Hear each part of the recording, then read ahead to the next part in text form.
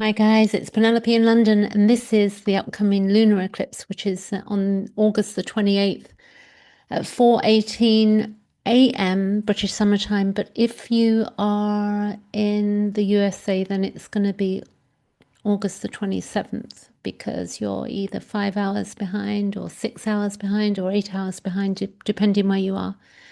So, this is actually the time of the eclipse. The full moon will be at 4:18 UK time, and this is a few minutes before because it's the eclipse. And we're going to run through this, and I've seen some interesting stuff. So, this chart you can see in the middle, it's quite difficult to navigate all of these trines and whatever's going on. So, I'm going to show you one from AstroSeek and give you their details so you can look at that chart too. So, we know that this lunar eclipse, we've just had the solar eclipse in Leo at 20 degrees, which was about releasing something from the past, of like endings and final endings and shifts in things in our lives. And you may be feeling, for me, I've been feeling a bit, I think actually today I've been feeling a bit sort of displaced, but I think it's just a day where it's been far too hot in the UK for weeks and weeks and weeks, and I'm looking forward. It's going to start raining apparently from tomorrow, so I'm so happy. So if you're in London, you know that, but if you're in the USA, then you're much, well, better prepared for the heat in many places. So this will be in the deepest hours of the morning, and it will be later in the day in the USA. And it's for when it's late, like for the people in the UK, it's the most unconscious 4:18, 4 o'clock in the morning. It's when many people are asleep, and the moon is full at that time and eclipsed in Pisces, the most dissolving. So it's the dissolver, and it's the most compassionate, the most spiritual, permeable sign of the zodiac. It's got Neptune involved there. So 2 weeks after the solar eclipse, which happened, total solar eclipse, it was 95% in the UK. I think some places in Europe had more coverage. And that was at 20 degrees of Leo. And this will complete the eclipse season, and the two lunations together describe a single movement that the soul of the collective has been asked to make across this fortnight, which is a lot for us to deal with actually. And I'm sure many people are going through and feeling different things. The solar eclipse in Leo asked for the release of what has been performed rather than genuinely embodied. So if we're basically just putting up a front, it's asking us to not do that anymore and embody what the truth is, and the ego's distorted relationship to recognition, visibility, the need to be seen. And it was releasing that, and that was the South Node release, and the sun going dark in its own sign, which is Leo. And I mentioned in the last video the intoxicated chickens of the Sabian symbol, which would have been that degree that the sun was at. If you don't know about Sabian symbols, you can go back to the solar eclipse video I did last week. And now, 2 weeks later, this is going to happen. It's now August the 16th, so we've got a while to go. The moon will be in Pisces in its completion, and it's different because it will be on the North Node. So, what was released in Leo is being received in Pisces by Pisces. The space that Leo release created is being filled with something more genuine and compassionate, and more genuinely interior, more genuinely connected to the vast dissolving field of Piscean feeling that lies beneath all the personal drama. So when we just sit with ourselves and we don't have to put on an act, we're a complete different kettle of fish, I think, all of us, when we're just on in our own company. So before I go into this chart, if any of this resonates with you, you can see my booking page below or like the video because that's useful for me too. So I want to mention, you can see this chart and I've shown you this. And what I want to do is now to help you understand a bit clearer I'm going to show you this chart because what I'm going to do is you can see more clearly the definition of the trines and the opposition and the squares and sextiles that are going on here. That's a sextile. This is an opposition, and then you've got a square. If you can see my pointer, I don't know if you can, but I can see at my end. So the Virgo Pisces axis is discernment and dissolution. So Virgo is discernment and Pisces is dissolving. And the sun is at 4 degrees of Virgo here, and the moon is at 4 degrees of Pisces here at that time. And this is precise, analytical. It's about service-orientated mind and the compassionate, boundaryless, spiritual, receptive heart in the sign of Pisces. And they share a mutable modality. Both are signs of transition and the moment between one season and the next, and of the capacity to adapt and to shift. But they approach the territory of what is real from completely opposite directions. So what's real and Neptunian, and what's real and with the Virgo and the definition of things. And so Virgo wants to examine things, to look clearly at the actual facts of things, and to separate what serves from what does not. So it's like, this serves me, this does not serve me. This is Virgo. To bring the analytical intelligence to bear on the detail of what is present. It's a sign of the healer as well. It's the most practical and earthly expression. It's the one who looks at the symptom with clear eyes and asks, what is this actually telling us? So with any symptom we can get lost in space sometimes and not figure out what is going on with us or in the world. And when we've got clear eyes, we could say, what is this telling me? So if we've got a skin condition, or we have, we're trying to achieve something or sort out parts of our lives, our diet and all sorts of things, and we can look at things, even food, and saying, what is this telling me?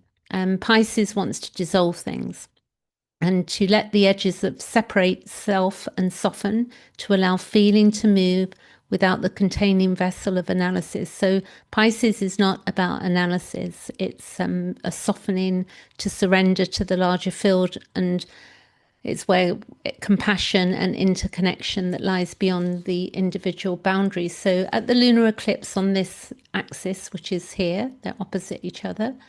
They're both fully lit up because it's a full moon, and the Virgo sun, but we do know it's a lunar eclipse, so we do know that the moon is going to be covered, at that time, so it will darken.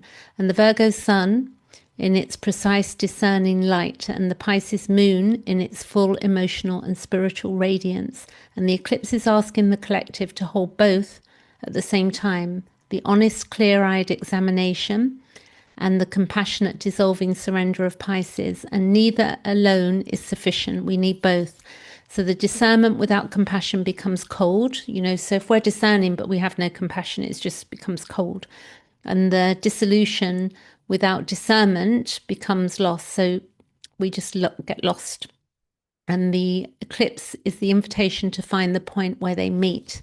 So we're finding a point. Now, if you look here, I can see, I'm going to mention it briefly because I'm just learning about my own, they're called finger of gods or yods. So if I zoom in, you can see here, I'm going to show you what this yod is about. So this is called a finger of gods. So you've got Pluto here, and you've got Neptune here, and you've got a sextile, and then you've got an inconjunct, it's called, or a quincunx, if I say it correctly, pointing to these two here, the Sun conjunct Mercury at this time, which I'm going to explain to you shortly. So you bear with me there. And then we've got the Uranian T-square. So we've got Uranus, if we look down here, and it's in a T-square it's at 5 degrees also, you can see, to the Sun and Mercury, and it's also to the Moon, and it's also in an opposition. So it's what we call a T-square and it's a disruption at the eclipse. So it's electrically charged because this is Uranian energy, and this is in the house of communication in Gemini. And Uranus in Gemini and Mercury just under half a degree conjunct the Sun in Virgo. The Sun squaring Uranus is in Gemini, it's 45 minutes of the orb, so it's very close, it's very tight orbs. And Mercury also squaring that Uranus, which I just mentioned, it's virtually almost exact. And the Moon in Pisces completing the opposition within this configuration, also squaring Uranus, which is really important. So for me, that's in my 7th house. You want to look for your chart. This chart begins at 0 degrees. If you're learning astrology and you don't know what you're looking at, I've started this chart at 0 degrees of Aries here. My rising sign is 27 degrees of Scorpio. So you would look at your rising sign and then you would see where the planets are falling. So for me, I already know because I'm familiar with my chart that this is in my 7th house and this will be in my 9th house, and this will be in my 3rd house. So this is where it's happening for me, this T-square. So Uranus in Gemini is at the apex of the T-square, and apex is the point that they're both pointing to. And it is disruptive. It's an awakening force that we have been tracking over this period since Uranus crossed into Gemini earlier this year. And it's the planet of sudden awakening. It's nothing to be afraid of when we go sudden awakenings. It's timely over 6 months. It's an eclipse. So it's where we are awakening, the planet of sudden awakening, and it's the fracturing of outdated structures of the collective nervous system being rewired. So many of us may not be feeling grounded at this time. I don't know if you are or not. I've been working on my nervous system probably mindfully over the last couple of years. So I know when I need to pull back and I need to sit with myself, and I know how to handle my fight, flight, freeze situation. If you have trauma, then when you begin to work on these things, then you can calm yourself down and know yourself better. So sitting at the pressure point of the lunar eclipse T-square, this is Uranus, and the disruption to the information environment. So there is going to be some sort of disruption to the environment regarding information and the fracturing of a narrative field, which we already know. It's going to accelerate in the collective mind because this is a collective chart. So all of this is pressing into Virgo, the Sun and Mercury on one side and Pisces Moon on the other. Here you see Pisces Moon, and then we got this very interesting chart. So what this T-square is describing is a moment, or over 6 months I would say, because it is a lunar eclipse, when the information disruption of Uranus in Gemini meets the dissolving compassion of Pisces Moon and the discerning Virgo, Sun and Mercury. And the challenge of this eclipse is to hold the Uranian charge. So we need to hold that however we hold it internally, because it will be a felt experience for many people. And how we hold that internally, we are part electricity. Uranian energy is that. It's the nervous system also. So it could be sudden information, or it could be the fracturing insight. It's where we have an insight and that comes out of nowhere, the awakening that arrives before the thinking does. So we can have an awakening and then the thinking happens.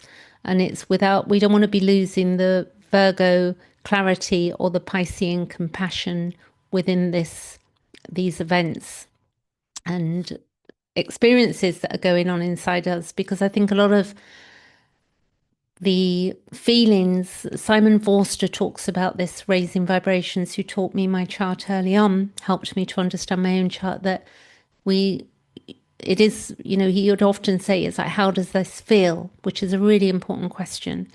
So to let what Uranus breaks open to be met with both honest discernment and genuine feeling rather than simply reactive speed. So it's not just about reacting. We have to be able to sit with ourselves and keep ourselves regulated somehow. So Chiron here that moved into Taurus, that's now gone retrograde. Let's see if we see it.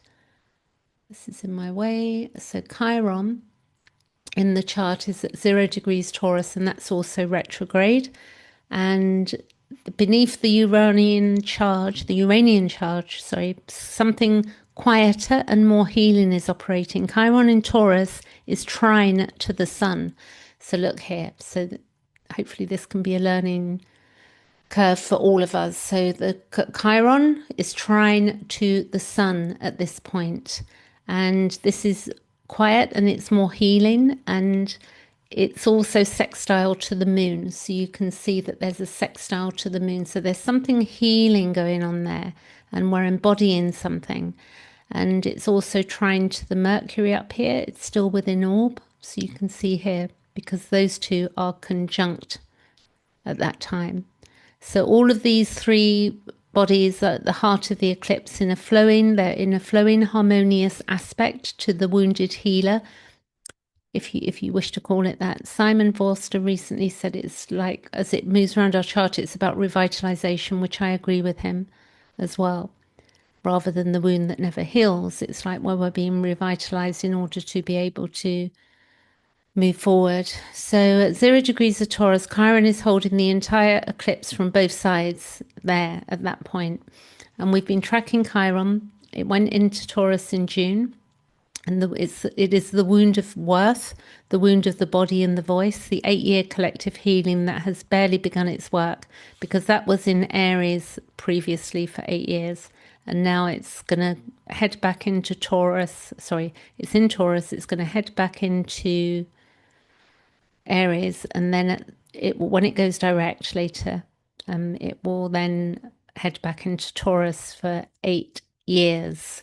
So it's the 8-year collective healing that has barely begun. And at this lunar eclipse, Chiron is not friction. It's not in friction with this eclipse. It's in support of it.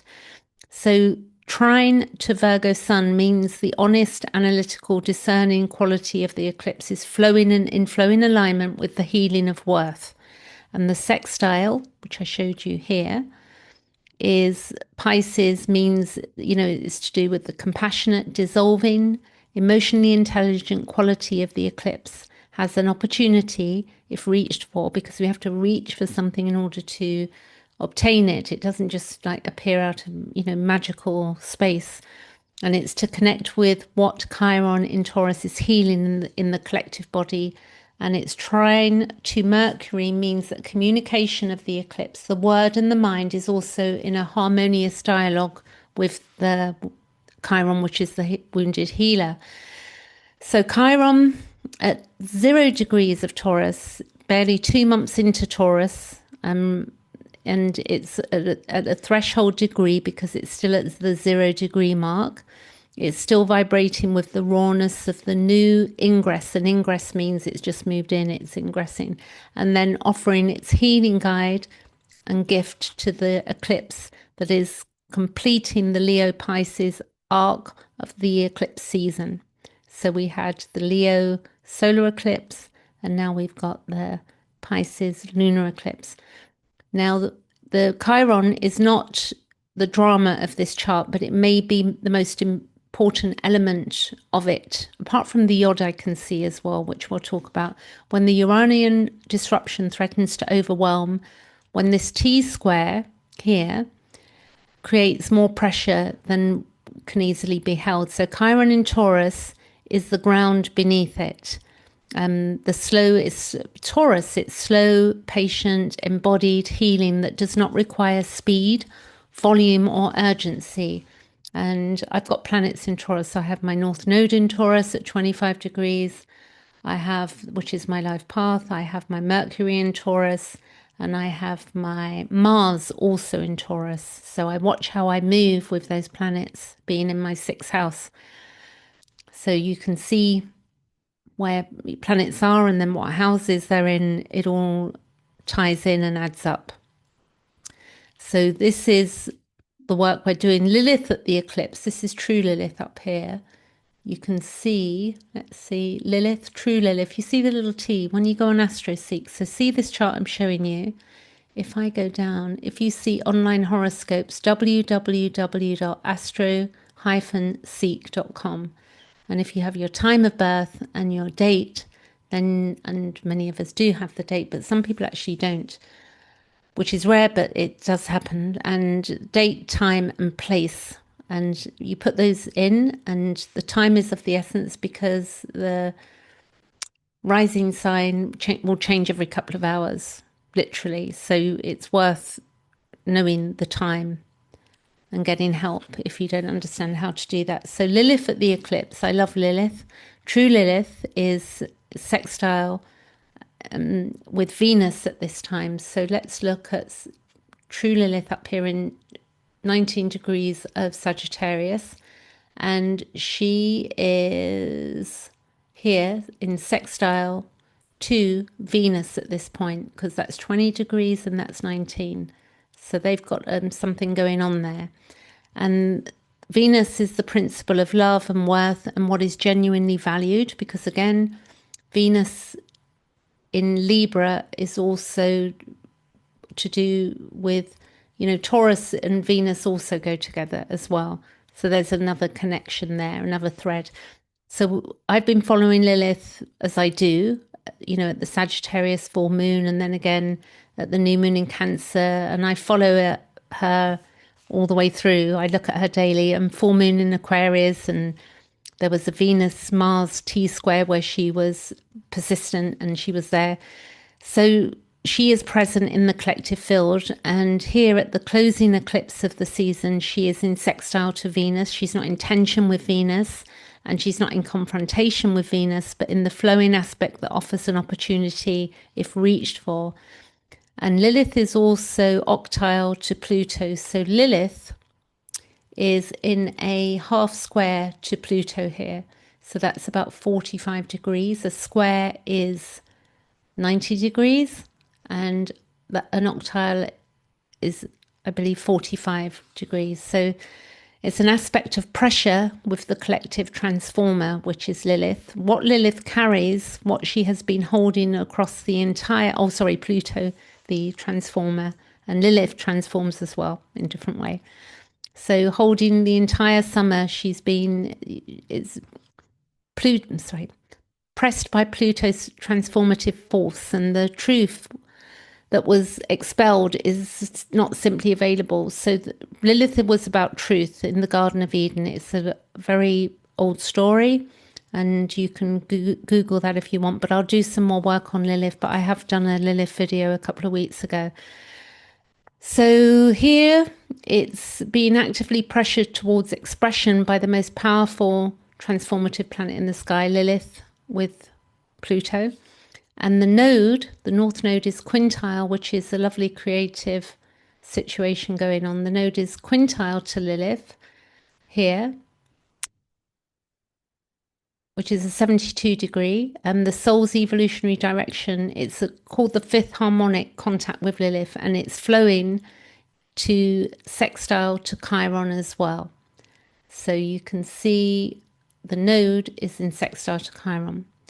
I hope this is good for anybody listening, that they get something out of this and look from a learning curve, and more than just trying to understand what's going on with the planets. It's important when we look at our chart that we can begin to see for ourselves what is, that being able to read it, being able to read the symbols and say, no, this is doing that, and understanding so that we can feel more comfortable looking at our own chart.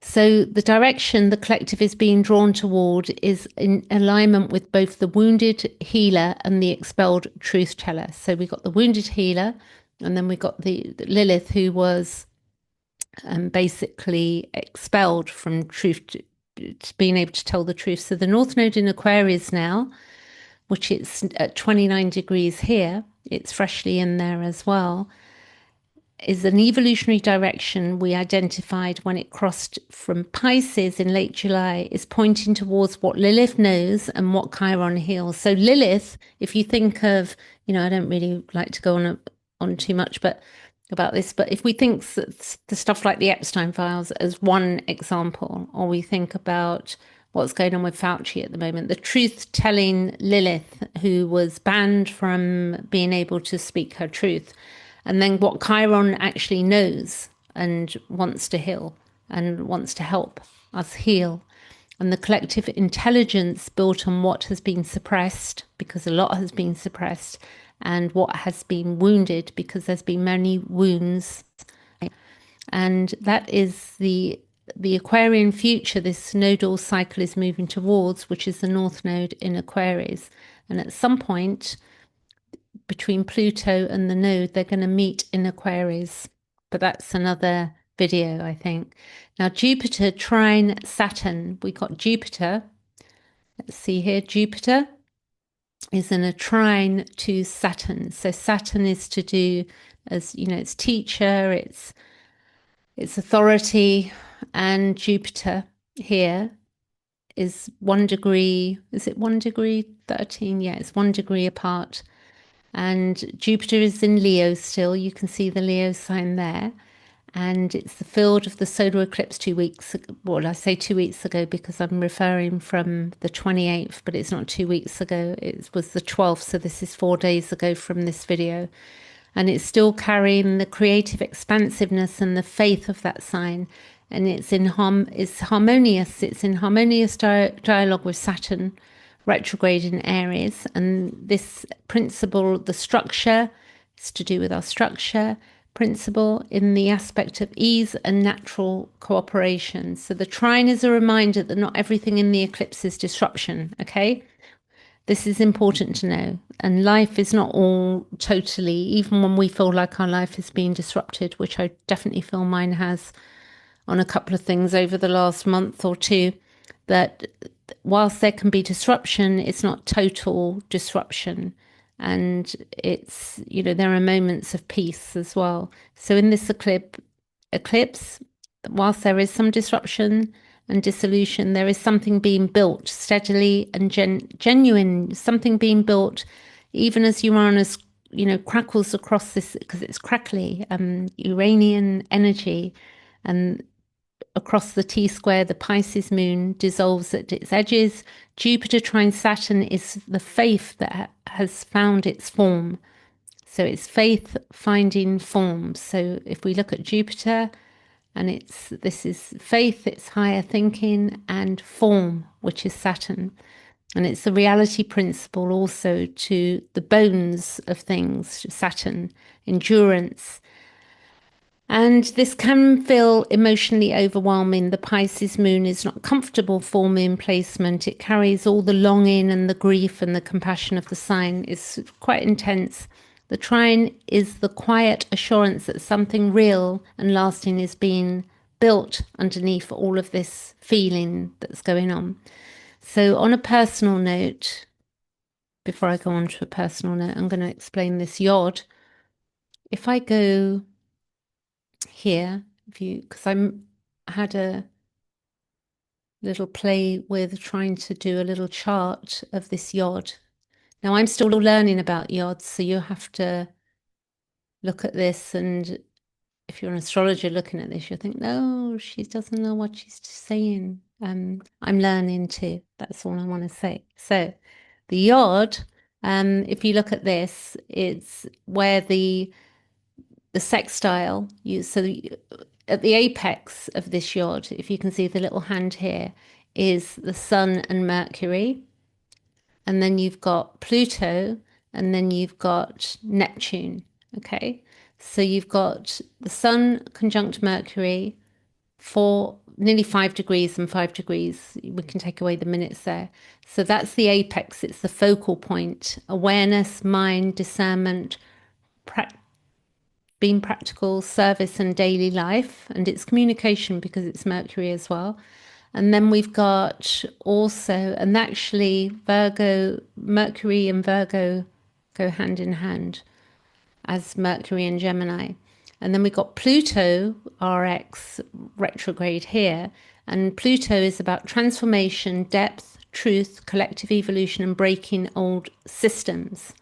Okay. And then Neptune in Aries, and you can see 3 degrees there, 3 degrees there. It's about vision, faith, idealism, inspiration, spirituality, new beginnings in Aries, and following the inner call. And then Pluto sextile Neptune, which is the 60 degrees difference, and the apex is up there. It's a generational aspect of deep significance that's holding place for quite some time, actually, the Pluto Neptune. And together they describe the background current of collective evolution and awakening, because there is a lot of awakening going on. And then an inconjunct, I'm jumping around here, but it's called an inconjunct or a quincunx, and it's a 150-degree aspect, give or take a degree. So the signs have almost nothing in common. This is what's important to know here. So the energies don't naturally understand each other. So there's a misunderstanding between these planets here, but there's support here. So there's a misunderstanding going on because they can't quite see each other and they're not in alignment, and it requires a continual adjustment. So there's a lot of adjusting going on. So it's interesting this is happening at this lunar eclipse, and it's adaptation and finding a way to make the two very different principles work together. So I have one of these in my chart, Yod, or a finger of God, it's called. It's pointing to something, but we don't know quite what it is. So what we need to do, we just need, it can be frustrating because there can be adjustment all the time. So I have Venus in Aries, Moon in Gemini, and it heads to my Neptune in the 12th house. So that there's a lot of adjustment of the way I figure things out, which is like a life work with that configuration. And then if we look at the shadow and the gift, because there's shadow and gift in most things in existence, not 100%, but there's, the shadow can be information overload, analysis paralysis, trying to make perfect sense of things that are still emerging, and the gift, the ability to become a translator between two worlds. So Neptune brings inspiration at its highest level, Pluto brings the depth and truth at its highest level, and Virgo brings the implementation. It's like, how are we going to do this? Now, if I go up to the top here, the theme of Yod, it's a profound collective transformation, Pluto, and a new spiritual visionary impulse, Neptune. And it must find expression through concrete decisions, which is the Virgo daily practice. Virgo, again, the sixth house it would hold normally. Maybe not your sixth house, but Virgo in a traditional chart is the sixth house. So it's work, health, service, skills, and discernment. And then the apex, which is if you can see, the apex here, which is the Sun conjunct Mercury. Virgo asks, what do I do with this? So you're given something, you're given a cash flow or a chart or something, and you're trying to figure out, a new computer program out. What do I do with this to make it work?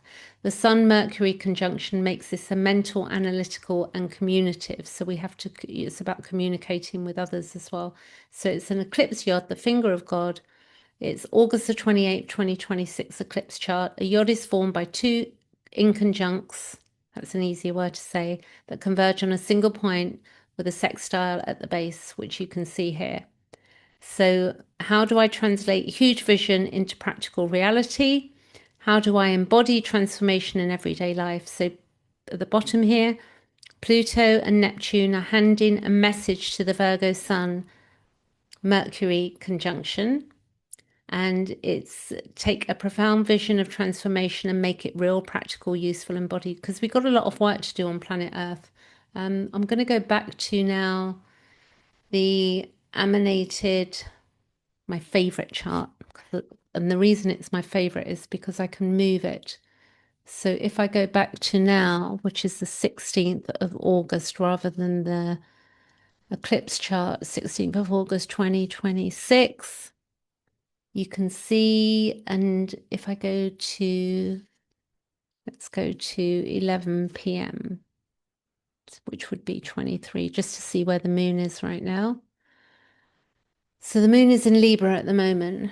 Okay, so that's worth knowing. So on a personal note, the Lilith for me is, this eclipse is landing on my Lilith.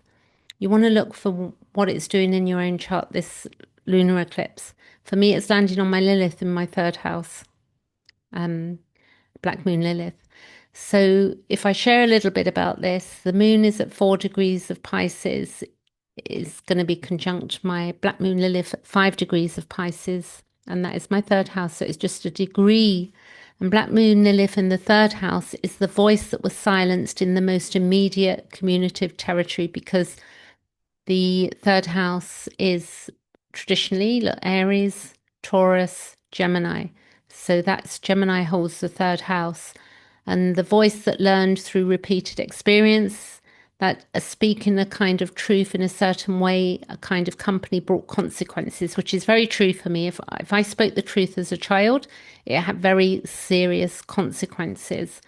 And the truth that was too direct, if I spoke truth, too uncomfortable for others, too knowing, too much. So Lilith in the third house is not the silence, it's not about silence. It is the silence of one who knew something and was told not to say it, which happened to me. We've all experienced that at some level, but for me, it was very quite traumatic. So, but anyway, I said it anyway at some point in my teenage years. Who said it anyway, and I paid a cost for that. And that was within, to do with siblings and locally as a child, when I was a child. So I eventually stopped. The other thing that can happen, you can stop saying it altogether. Like you can stand up for yourself and then not say anything because you may be punished for saying something. And that's Lilith in the third house. So the lunar eclipse there, it's in full illumination, sitting directly at that place in my chart. So, when we look at these charts, we can begin to see how they're speaking to us and how we're feeling inside. And the lunar eclipse is asking, if it's asking anything, a lunar eclipse in Pisces is asking us to pay attention. If you're in the UK, actually, you can look at your dream states unless you go to bed early in the USA. But it would be very interesting because a lot of people will be asleep in the UK during this eclipse. So it'll be interesting to see people's Piscean field. That's the most accessible when we're asleep. And the information that comes in those early morning hours. And even when you go to bed that night, if you're in the USA, you may have interesting dreams that you can report. If you have any interesting dreams and you're listening to this video after the lunar eclipse, which is on the 28th, which will be a few weeks away, then you can let me know if you had anything going on. So it's a sense of something shifting in the interior without quite knowing what. And that's Neptunian. It's like something's changing inside, but it's like sometimes we will get messages in dreams. And the Piscean, knowing that arrives at an atmosphere, it's to do with an atmosphere rather than something we can articulate easily. The Uranian T-square, which is here, remember, Uranus and the Sun. Oh, no, this is today's chart. So if you remember the Uranian T-square, I'm looking at a different chart now. So the Uranian T-square, which I showed you, will create disruption, and it can create urgency about information that fractures a previous understanding. So there may be something that comes through where we go, oh, okay, it's something new. Communications that arrive with sudden force. It could be the feeling of the collective nervous system being pushed beyond what it can comfortably hold. So who knows what is ahead individually or collectively. And if we can meet that disruption with the Piscean compassion of the moon rather than with the reactive speed, which I said, that Uranian reactive, because that's what Gemini prefers. The Uranus in Gemini is very reactive. And the discernment of Virgo is available here because that's where the Mercury and the Sun will be at that point. The honest examination of what is actually present. So I think we need to be mindful. I've given up watching the news, and I know some people, wish to do that and desire to do it, but I really do not feel that. I really feel what I do feel is that if there's anything of urgent nature at this point, that something's going to happen, then you're going to hear it from somebody. And I don't think we should be torturing ourselves with overloading ourselves with news where there's a lot of players that have got a lot of, there's a lot of investment to get us to think one way or another, or to keep us in fear, which can make people quite unwell as well. Because if your nervous system is continually reactivated, particularly if you don't like somebody and you keep seeing them and you're hearing what they're doing or not doing or what they're saying and getting into all this drama about what somebody said or didn't say. It can just really affect your health. I do know that to be true. I turned off all my notifications on Twitter, everything is off. I don't have my mobile phone is on silent all of the time.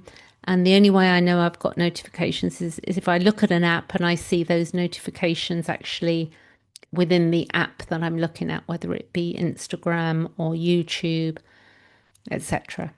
Even my emails. We can check at individual times of the day.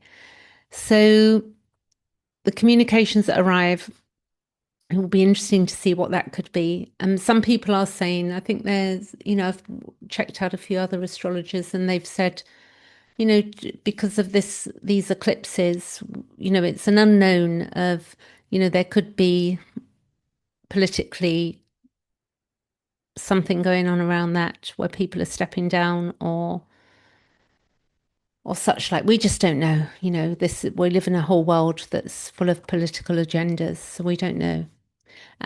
So if we have compassion and then also discernment, and then remember that Chiron in Taurus is holding this thing together with patience. So being patient, embodied, healing, that does not require for anything to be resolved quickly. So sometimes we have to sit with ourselves on certain parts. If our body is playing up or we're not well, we have to sit with it until we heal. And we have to take care of ourselves and we have to be slow about it. We can't be rushing around. So the eclipse season is going to come to its end, and the receiving of what is genuinely felt, the South Node in Leo surrender, and the Piscean dissolving that follows it. And, it's about being honest with ourselves. It's about honesty more than comfort, and offering something that's genuine, healing, and come away from all of that drama. And I think also something I've noticed that people aren't that interested in things anymore that aren't that real, like the glamour of things. I think people aren't buying into it as much anymore. I've noticed that. So we can find that where the eclipses are touching our own chart, which is very important, the houses. I have found that to be the case anyway, because it gives you a pointer to what to expect.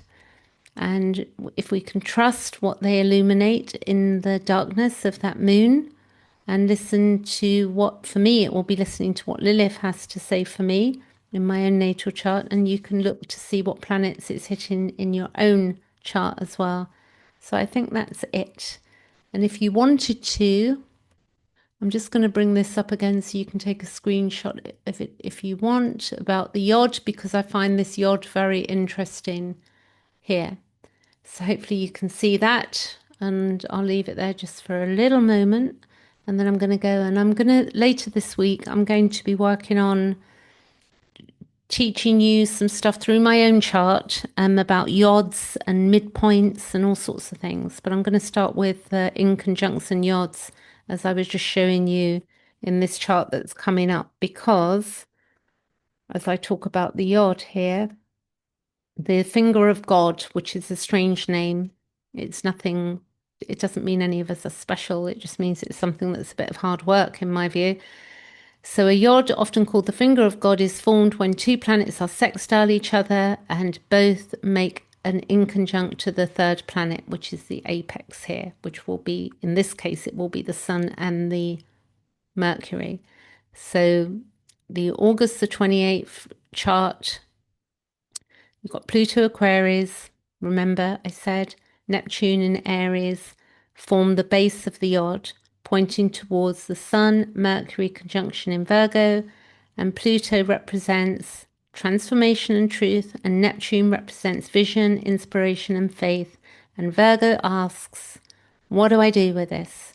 So one possible meaning of this yod is that we are being asked maybe to take a profound vision of change and bring it into practical reality.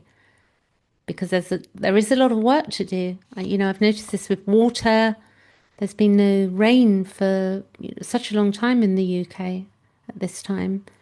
So we've got a lot of work to do to look after the earth as well as ourselves, and there's a lot of work. So the challenge is to turn insight into something useful, tangible, and lived in every day, because it's Virgo. So it's like health of sixth house. It's like everyday stuff, the food we eat, our health, our well-being, being of service.